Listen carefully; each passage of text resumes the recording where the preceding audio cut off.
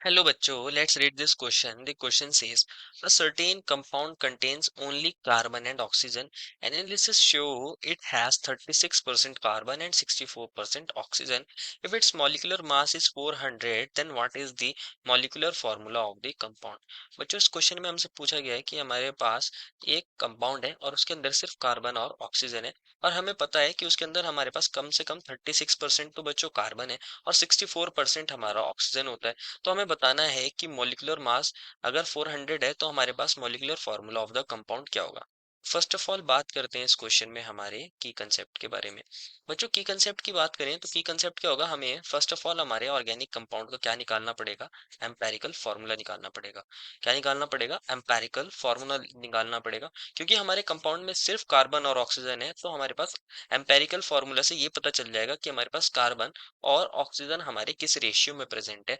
तो अगर हमें उनका रेशियो पता चल जाएगा तो हम ये बता देंगे कि हमारे पास हमारे मॉलिक्यूलर मास में कितने कार्बन और कितने ऑक्सीजन हमारे प्रेजेंट होंगे। क्या करेंगे बच्चों, हमारे पास कार्बन है यहाँ और ये ऑक्सीजन है।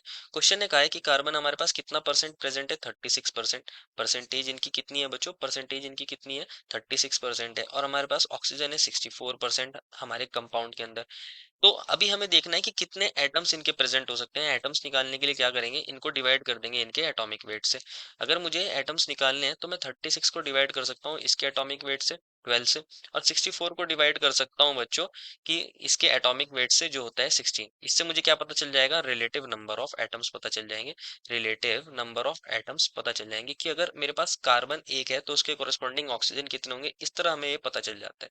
तो रिलेटिव नंबर ऑफ एटम्स पता चल जाएंगे। तो कार्बन आएंगे मेरे पास 3 और ऑक्सीजन आएंगे बच्चों मेरे पास 4, क्योंकि 16 4 था 64।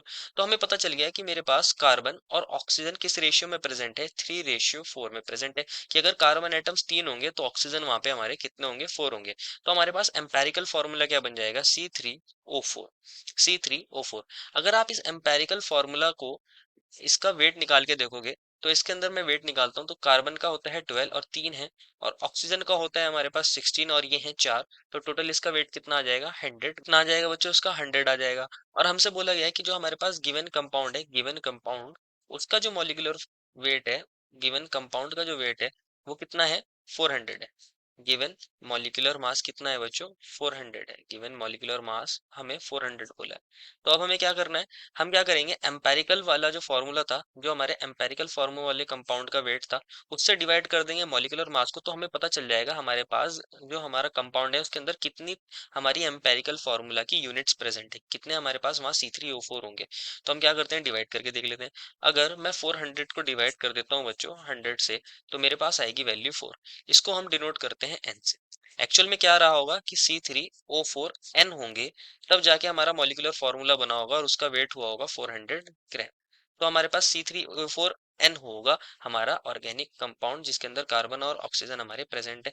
तो हमारे पास क्या बन जाएगा फॉर्मूला, C3O4, और यहाँ हम 4 से इसका होल कर देंगे तो हमारे पास C3 4 12 बन जाएगा और ऑक्सीजन हमारे पास 4 4 16 बन जाएगा।